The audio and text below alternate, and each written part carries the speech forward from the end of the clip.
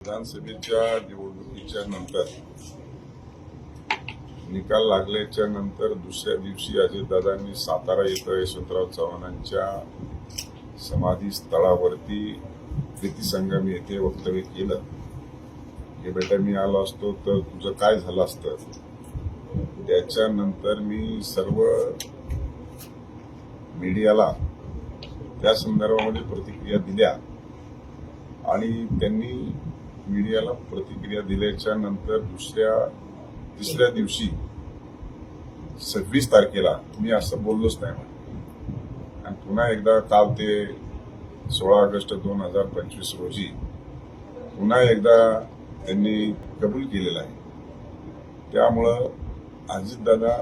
राहून ह्या शिळ्या कडीला का उतू आणतायत आणि सारखे का कबुली देत आहेत हे आता महायुतीतले घटक पक्षाचे ते सर्वोच्च नेते आहेत एका पक्षाचे आणि राज्याचे उपमुख्यमंत्री आहेत. त्यामुळं आता त्यांनीच ही गोष्ट का त्यांना पुन्हा पुन्हा या गोष्ट गिरवावी लागते आणि ती सांगावी लागते हे जास्तीचं विस्तृत स्वरूपामध्ये आणि तपशीलवार अजितदादा त्याबद्दल सांगू शकतात आणि वारंवार अशा पद्धतीचं वक्तव्य करून ते टॉर्चर करतायत किंवा सातत्यानं नावमेद करण्याचा जो प्रयत्न करतायत तो कुठेतरी महायुतीच्या